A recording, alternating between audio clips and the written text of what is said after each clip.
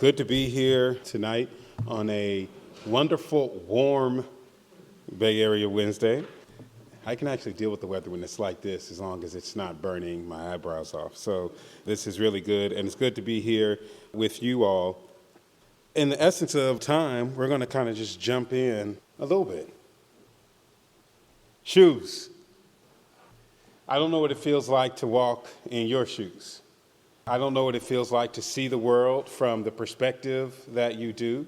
I don't know what it feels like to make different kinds of negotiations and understand your place in the world and think about the different issues that happen from place to place. I don't know what it feels like for our white brothers and sisters to be a majority culture person. I don't know what it feels like to, operate in a story that, has kind of different historical rhythms to it. So I don't know what it feels like to walk in those shoes, but I do know what it feels like to walk in these shoes. And so tonight, I'm going to talk to us a little bit out of that context of these shoes. I think as we think about the conversation of race and violence, one of the things that I want to hold up for us is that I think, I want to appreciate the multi-layered ways in which race and violence plays out in ways that are outside of just the Black experience, of which I understand and of which I'll be speaking from tonight, but want to just kind of lift that up because I think that's important. So as we start, first thing I want to ask is for all the people of color in the room to stand up.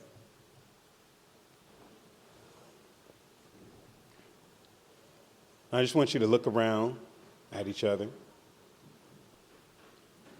Now, all of those who are still sitting in your seats, I want you to look down at your skin.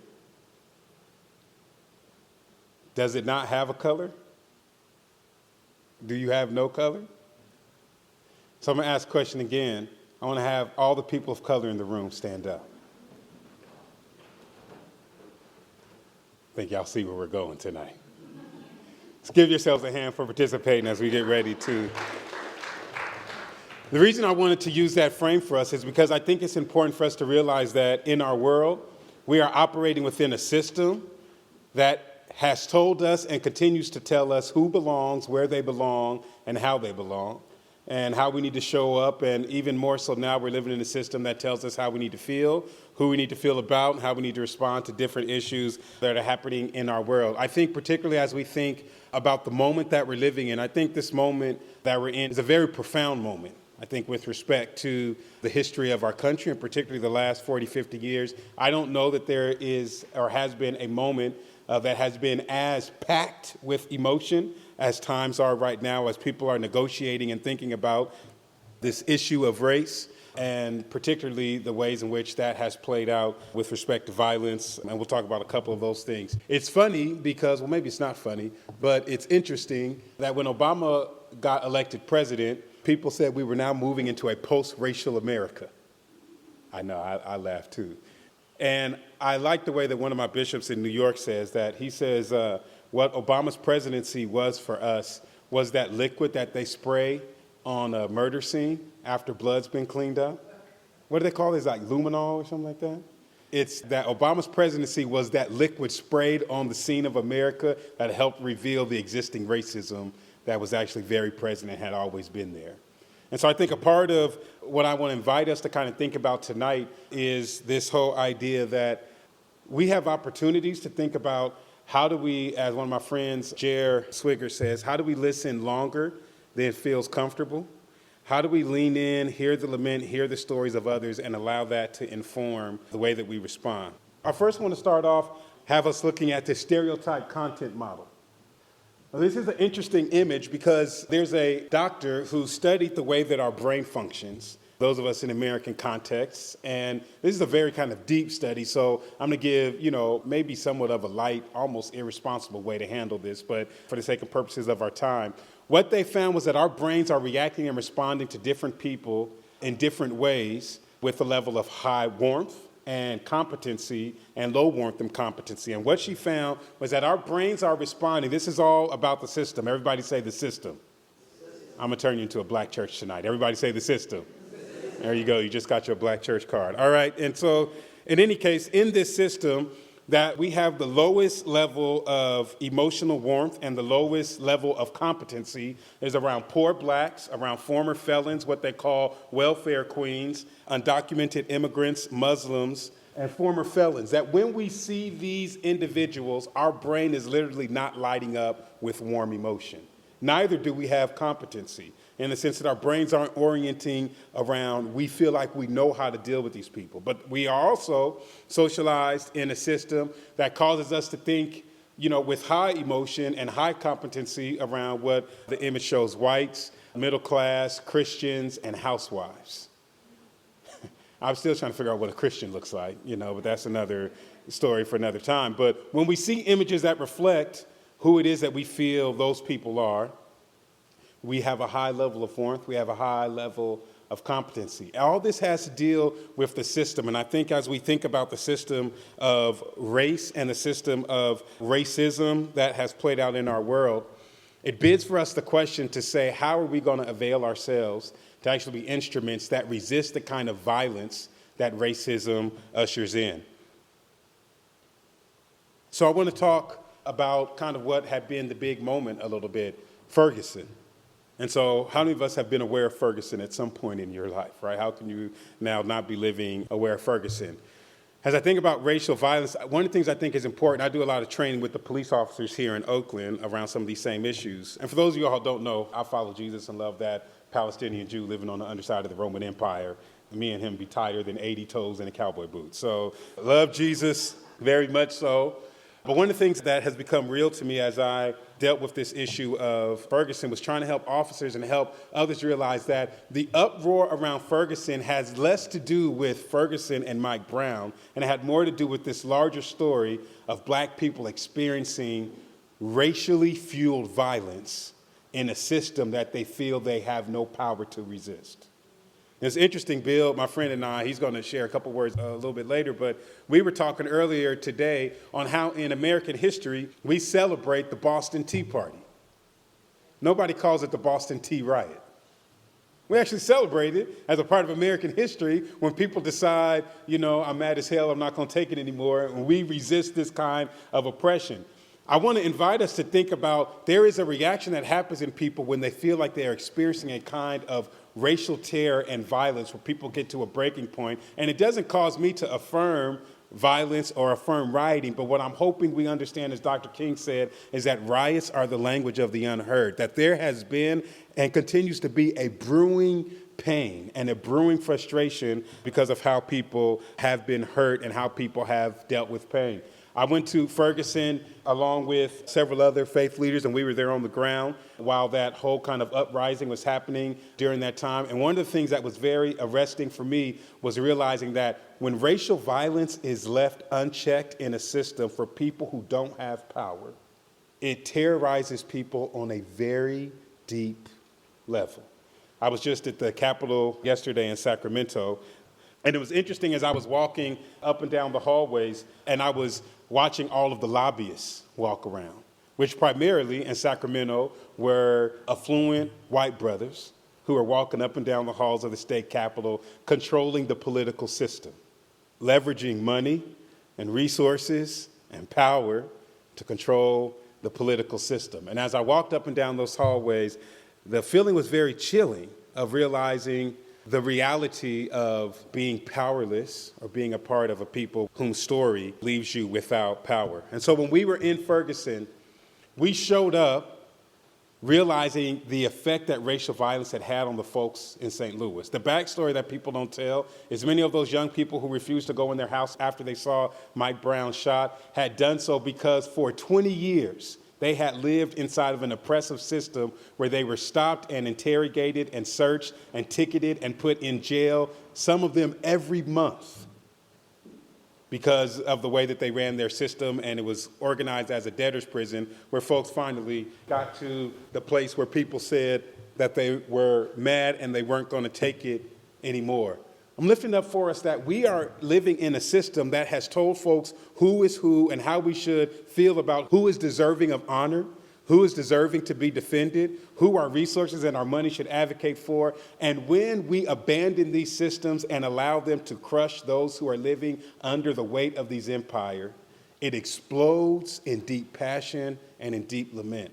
And one of the things I want to invite for us to think about, particularly as people of faith, some of us that, or all of us who might be here tonight that find ourselves in that category, is that there is a role for us to respond and stand up and be in solidarity with those who find themselves living under the weight of this kind of racial terror and oppression. Got a quick video I want us to take a look at that shows us when we were there in Ferguson.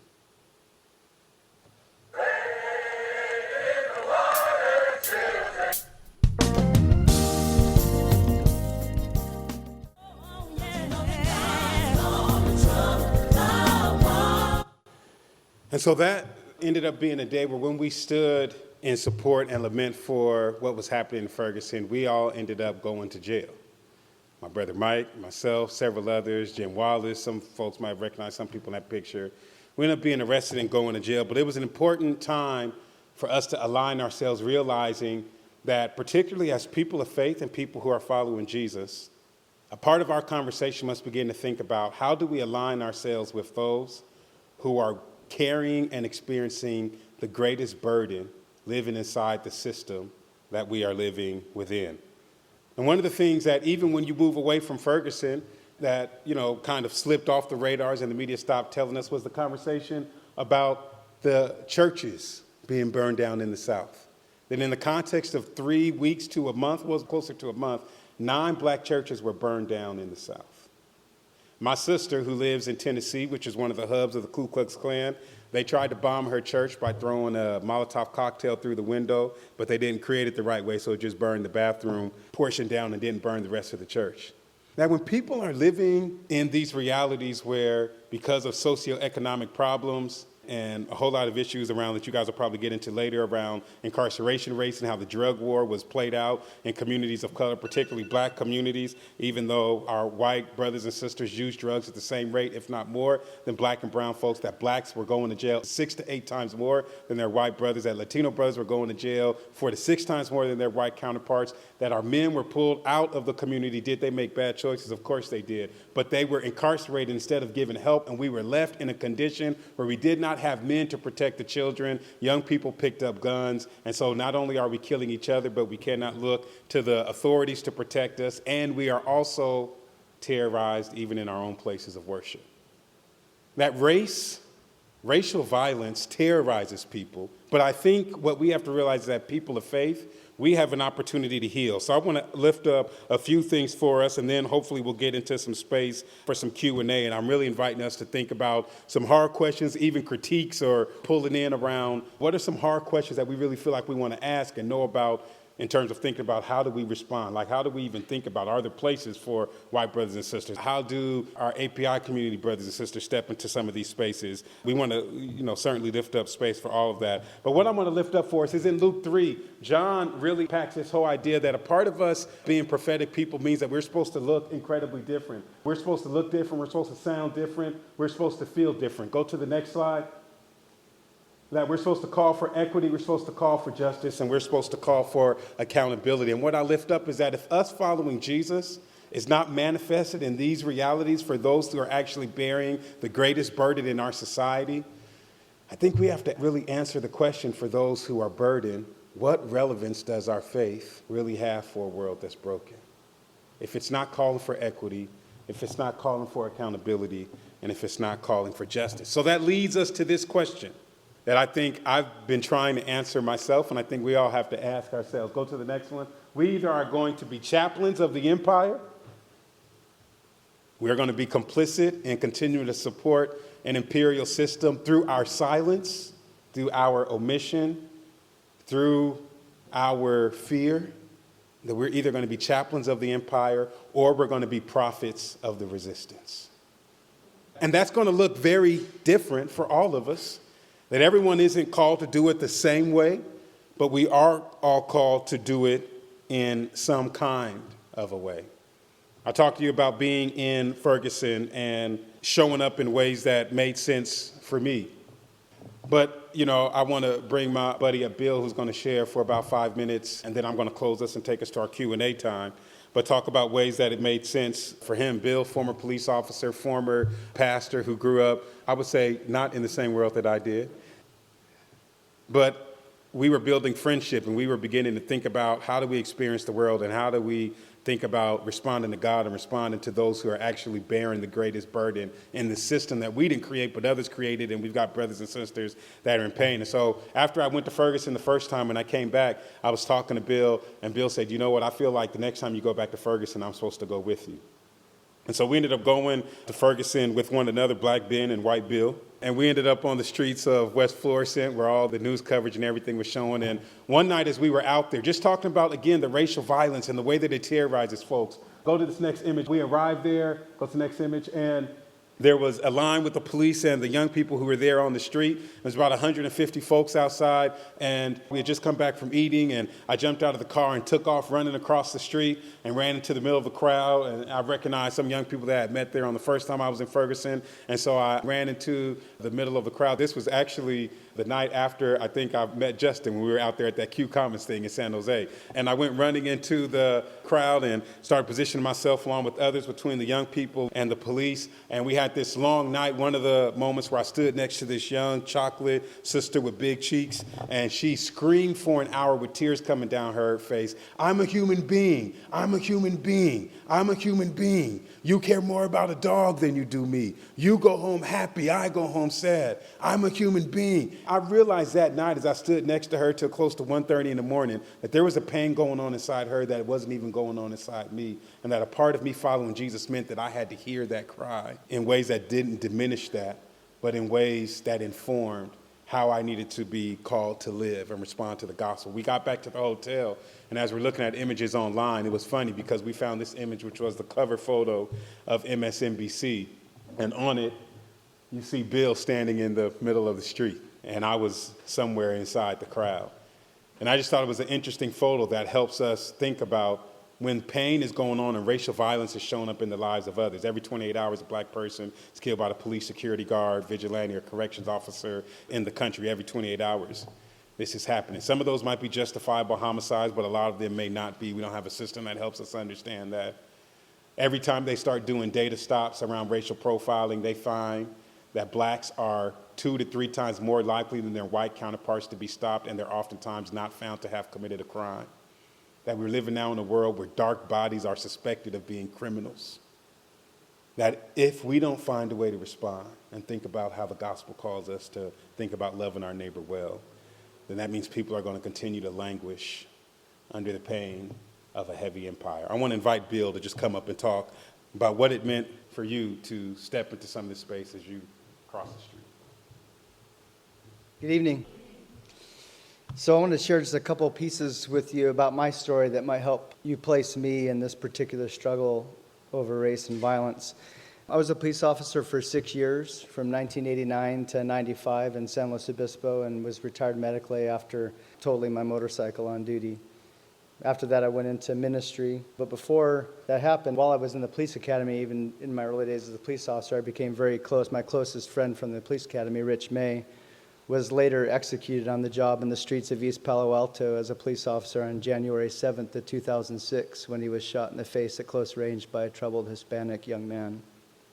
I've been an ordained pastor within the Association of Vineyard Churches for about 20 years. I left the pastorate 9 years ago to get involved in domestic and international community development to fight poverty. I graduated from Fuller Theological Seminary this past June with a master's degree and an emphasis in studies around justice-based peacemaking. And I'm currently working as the founder and executive director of a small nonprofit. I met Ben about 5 years ago and have had the extreme pleasure of growing a very dear friendship with Ben, and we've been working together for a handful of years now, and I'm working with him in part of the executive team for the Empower Initiative here in Oakland. Those are some pieces that will help place me in this particular story. What Ben asked me to share was really just some of the discoveries that I have been making about myself and the world around me with respect to race and violence. I've discovered that I've been on the move these last handful of years from the outside, feel like I've been on the outside of this issue, to the inside of broken race relations. I've heard it said, probably Ben said it somewhere, that there are these 3 A's that help us understand and reflect on some of the transformation and formation that's happening in our lives. And they're articulate, advocate, and activate. As we get closer to an issue, we learn how to talk about it, we learn how to advocate, for folks involved in the issue, and then we learn how to activate ourselves and other people. I discovered for myself, as it related to the subject of racism, that there were 2 other A's I needed to add to that on the front end, and they were awareness and accountability. I actually didn't realize that I had a blind spot as it related to racism. You see, I misunderstood racism as principally a personal power.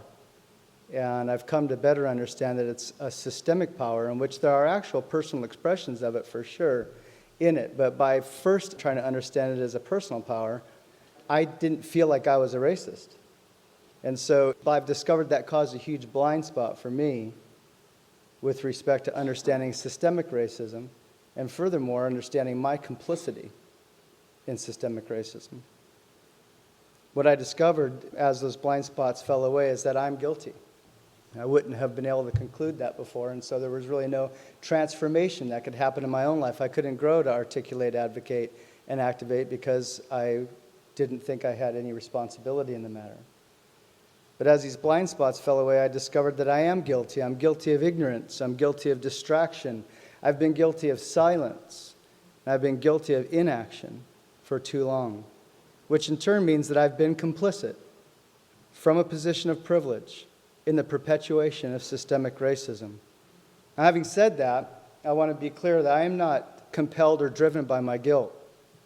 There's something I've heard the phrase white guilt thrown around as an awkward thing for white people and for people of color to sort of cope with white people who are wrestling with white guilt. As I think about any other form of guilt, that if we let our guilt condemn us and drive us and compel us, we'll often make a lot of bad relational choices. But I do think that our guilt needs to inform us. My guilt doesn't compel me, but it does inform me. And it drives me to Christ. When we recognize that we need Christ, we need forgiveness, we need healing, we need some transformation and some formation to happen in our lives that will help us become more like Christ, that often starts, at least in my life, with some sense of guilt. Some sense of responsibility for a position. Whether I knew it, chose it maliciously, didn't choose it maliciously, I find that I become aware, then accountable, and that helps me to grow to be able to articulate, advocate, and activate. I'll tell you what I am driven by. I'm driven and compelled to embrace the 5 A's of my faith because I'm compelled by what I believe about the world that God wants to make with us. I've discovered, and this is speaking for myself, by emphasizing a gospel of salvation rather than the gospel of the kingdom of God, I departed from God's love for justice. I had departed from God's character and the heart for the poor and the oppressed. I had sympathy from a distance, but I rarely had true empathy or, frankly, compassion, which is the model that I feel that Jesus has laid out for me to follow. I've discovered that I've come to recognize more deeply than ever that it's imperative to God. That if I desire to be with Him and on mission for Him, I must make social commitments to care for and liberate those who are oppressed by injustice. For me, a failure to do so is not simply a social ethical failure. It's a departure from God Himself. And this is what theology looks like for me. I'll leave you with a few of the questions that I'm thinking about and living in deeply. Does the religion of Jesus have any practical help for people who are sick with racism? Does our gospel offer good news for relationships ravaged by racism? Was Jesus' pervasive message about the kingdom of God simply about personal eternal salvation, or is it something much bigger that involves the holistic repair of all relationships? And lastly, how badly have I as an evangelical, and perhaps how badly have we collectively as evangelicals, represented an incomplete gospel, particularly over the decades that I've been alive and trying to be following Christ and had roles in leading in Christian community? Those are the questions that I'm working with. Thanks. So as we wrap this and get ready to head towards questions, everyone say articulate, advocate, activate. That we want to get to spaces where the only way that we're going to be able to deal with this stuff is we've got to talk about it. And we've got to listen to one another, and we've got to learn how to talk about it and hear one another's stories. We've got to also begin to take roles where we begin to stand up for those with whom we discover are oppressed and marginalized, which means we're going to have to put ourselves into some risky spaces sometimes and leverage some of the privilege that we might have. And then we must see this as a part of our evangelistic call and duty to help activate and share and build up other people who can join God in making this fair and just world. Just hit a few of these slides in ways that we did that. We launched ceasefire here as people that were following Jesus, the violence reduction strategy. Somebody might say, why would you include, reducing gun violence and homicides in Oakland as a way of faithfully responding to racial violence? Because racial violence created a system whereby black people have been trained and socialized to distrust our own image, so much to the point that we kill our own image. Now, here's one of the stats that's very important, because people like to have this conversation about black on black crime. Everybody kills themselves. 93% of black folks kill black folks, 85% of white folks kill white folks. So we can just put the black on black crime to bed, right? We all kill ourselves, right? It's just something that we do, right? But we're killing ourselves a lot more than y'all killing yourselves, right? So these are ways that we responded. Go to the next one. We organized to build power. And we begin to come together as a way of responding to Jesus and following. We get ourselves together. We begin to listen to one another's stories. And we think about how can we build up enough people power to actually do something about the issues that we see. We don't just rage from our couch, but we actually organize and say, how can we work together to help make the world that God wants to build for others? And lastly, we build power to change systems. Go to this last video, and then we're going to go to our break for Q&A. Go ahead and hit play. It should start playing. This just happened last Wednesday. We had 1,000 people. Go ahead, you can turn it up. We had 1,000 people join us at the Capitol to change the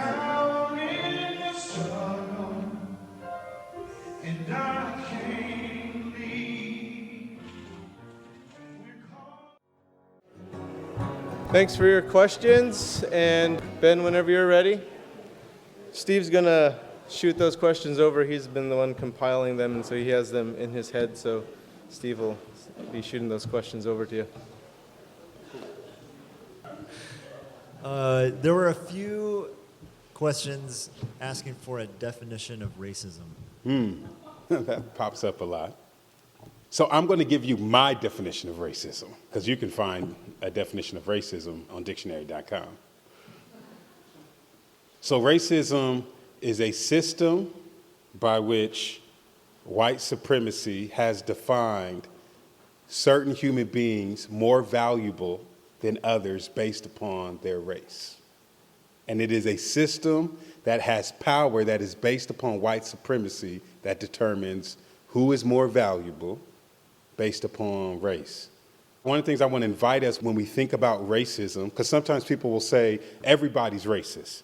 And with respect, if you just think about racism, around thinking of someone worse than you should because they're race, I like to make a little bit of a distinction between the way that we talk about racism and having a prejudiced orientation towards some folk. Here's the example that I would give for us to kind of help us understand racism as a system, not necessarily as a behavior, right? That racism exists as a system, particularly for my white brothers and sisters that are out there.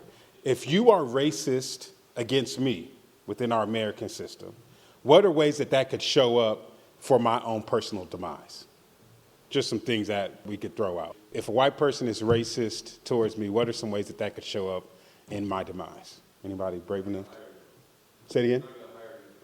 Not going to hire you for a job. Go ahead, sister. Housing. Housing. I'll hire you, pay you less. All right? Let's get a couple more. Avoiding. All right. There's a sense of invisibility that might exist. Say it again, sis. All right. Lack of being served, right? If I, as a black person, am racist about white people, I think white people are less than me as a black person, how does that contribute to your demise? Violence? Okay. What I just want to hold for us is the imbalance, because the system is created with power, with some power realities that none of us created, right? None of us created the system to be imbalanced with power the way that it is, based upon these ways that white supremacy, not white people, but white supremacy, this idea that even if you go back through the history of America, whiteness is something that really emerged even more so over the last 100 years. right? When it used to be folks were Italian and folks were Irish and folks were Greek and folks were this. And then at a certain point, it became obvious that it was important for folks to be white, because if you opted into white, then you weren't black, right? And so that's what I would offer for us to understand racism as a system that is based on white supremacy, that values one group of people over another group of people, and because of that system has power to infuse certain kind of realities on certain kinds of people. There were a number of questions sort of focused on the moment that we find ourselves in. Do you think that we are in a moment of change and transformation, or is this just the lid has gotten blown off and people are venting? So I'll use Ferguson every time I'm in Ferguson. People ask me when I come back, how do you feel in Ferguson? We'll actually be back in Ferguson in a month. I say every time I leave Ferguson, I am equally concerned and equally optimistic. So the answer to that question, I would say, is I do think we are living in a different moment. That isn't just kind of a controversial moment. I think we are in a space where people, we are in a pregnant moment that's either going to give birth to a new way for us to function and be community here in this nation, or I think we, and I'm not yelling fire in a movie theater, or I think we run the risk of really having some big major problems continuing to happen going forward. I don't believe that people are going to go inside in ways that they have in the past. I actually think that this moment is a moment and an opportunity where the church and people of value and people of goodwill are going to have to step forward and be committed to do some real listening, some real reconciliation, and some real healing. South Africa, when it was coming out of this moment, they did the Truth and Reconciliation Commission, which allowed people to actually really go through a process of admitting where folks messed up and how do we repent for that and how do we reconcile and do that. In America, Dick Gregory, I like the way that he says it. He says America is like a homeless person who just goes and puts on a tuxedo, but doesn't take a shower, and then comes in the room and wonders who's stinking, right? It's us that stinks, right? Our system, we still have not gone through that process, and I think that's what this moment is bringing us to, and I think unless we really do that in some real ways, with some real reforms, then we're going to continue to have a lot of challenge.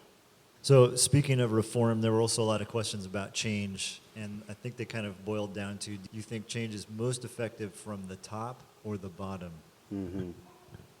I'm a grassroots guy, so I always believe change starts at the bottom. I believe God changed the world by birthing a guy in a place like Oakland 2,000 years ago.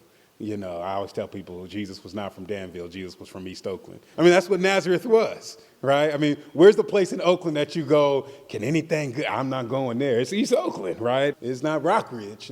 We want to go to Rockridge. But so Jesus was from anywhere. He was from East Oakland. So I think if God redeemed the world from that space, I think, our social changes need to move in that same way. I do think grassroots power has to bring about change. But I agree, and I don't agree with her often, but I agree with Secretary Clinton in her comments with some of the Black Lives Matter group folks in the sense that you don't change this by just trying to change hearts. You change this by changing structures.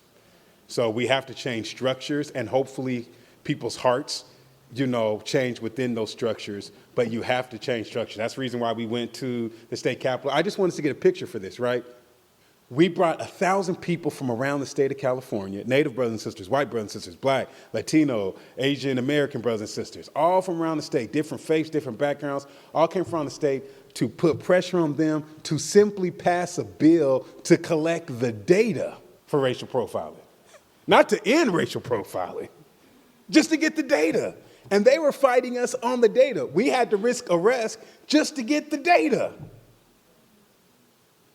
So I think the movements are going to have to come from the people and through the people, but I think us understanding that structural reform is the way that we get the change. In evangelicalism, we have, these paradigms around individual salvation, and I think where that hurts us is we get this very individual frame, so we think that even the way things change, it happens in an individual way.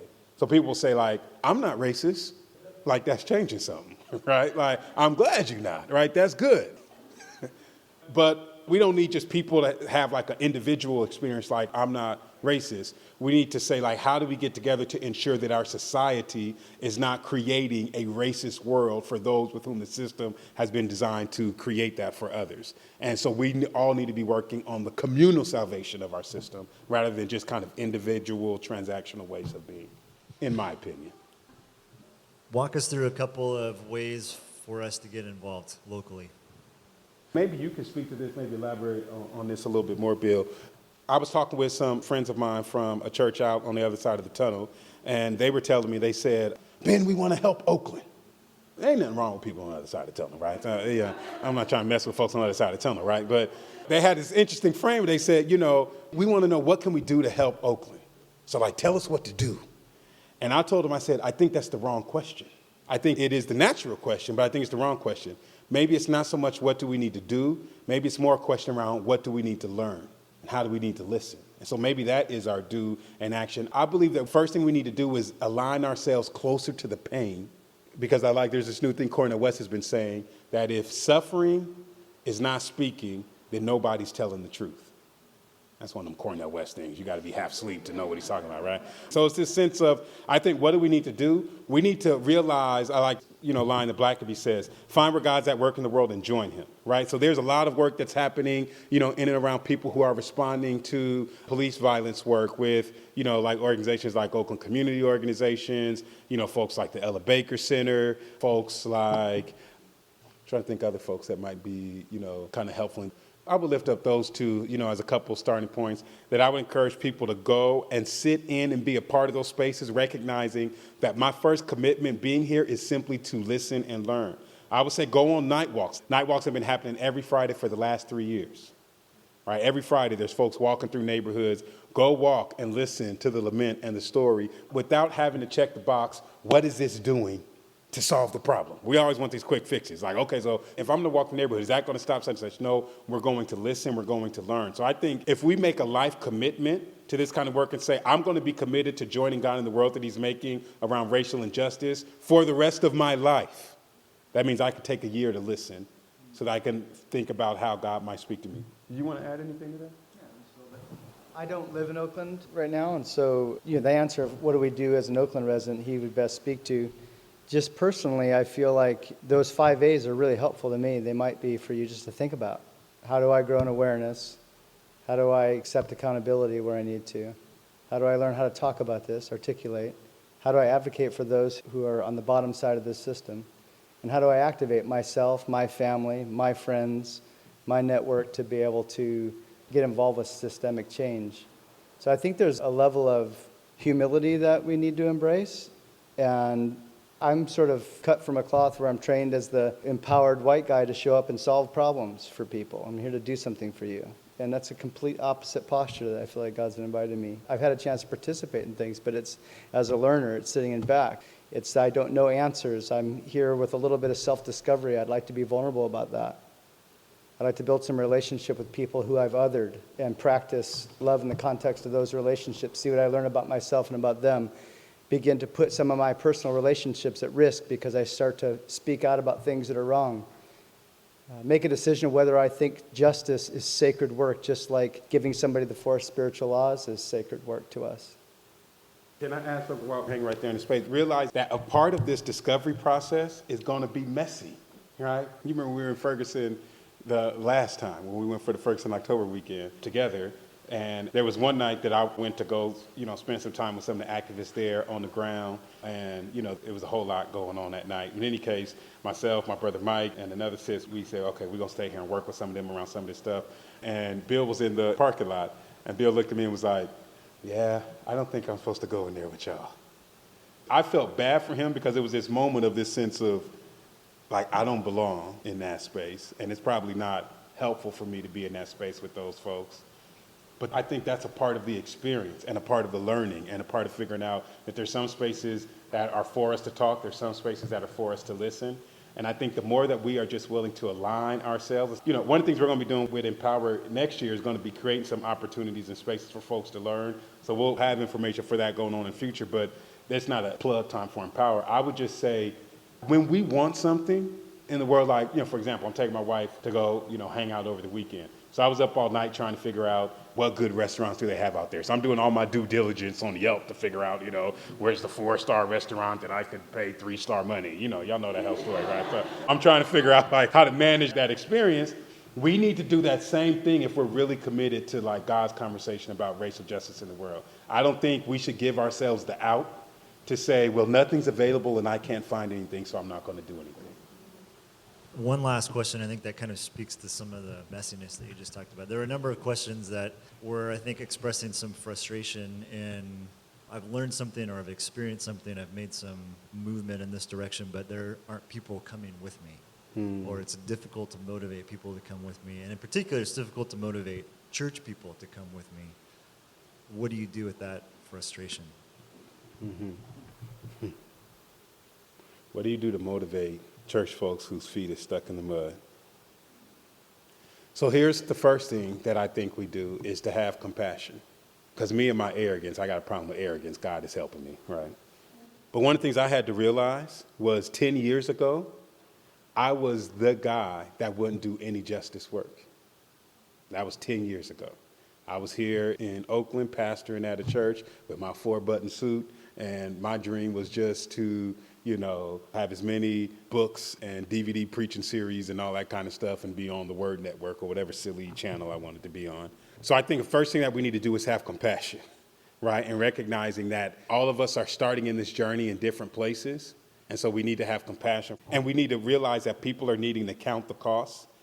Count the costs around what does it really mean for folks to show up, and be aligned with some of this work. I used to run an organization called City Team downtown Oakland. One of the reasons I knew I was going to have to leave City Team was stepping more into the justice world. I knew I couldn't risk losing donors because folks would stop giving to the poor because they were mad about my justice, right? So we need to understand that risk is going to be involved. But I think what we've got to do is we've got to continue with compassion. But we've got to continue to live this way, and we've got to begin to call and invite and continue to speak the truth for folks that need to hear that and call folks into the way that we feel like God is calling us to be. I don't think it's okay for us to let each other off the hook. So, Paul talks about in Ephesians 5, I believe it is, speak the truth in love so that we can grow up into the head, into him who is the head, even Christ. So we need to speak to the truth to each other in a loving way and say, I love you, but we got to do something about this. And until we do something about this, we need to just recognize and hold that we're actually not living into the fullness of how God is calling us to be. And so it's not going to be easy, but I think all of us, we've got to lean forward into this. And I think we've got to call folks in a loving way, but we've got to call folks into this lifestyle.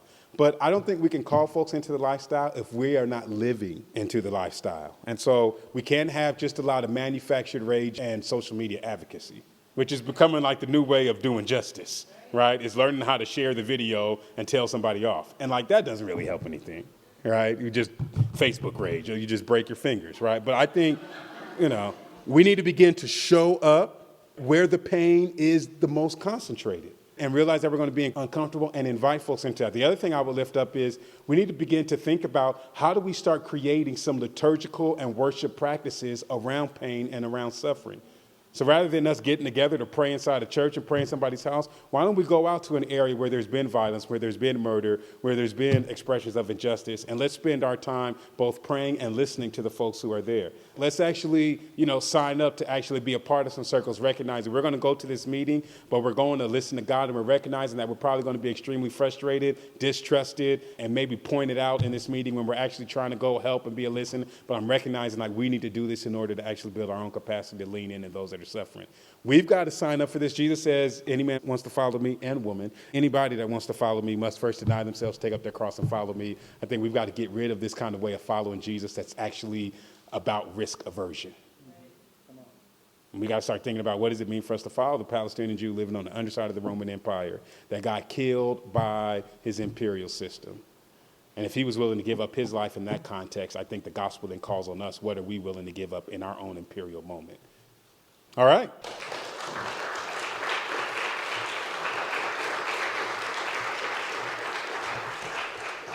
Thank you, Ben. Thank you, Bill. Much appreciated.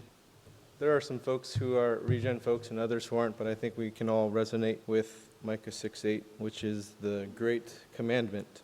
He has told you, O man, what is good, and what does the Lord require of you, but to do justice, to love mercy, And I think I'm gathering this one from tonight about learning and to walk humbly with your God.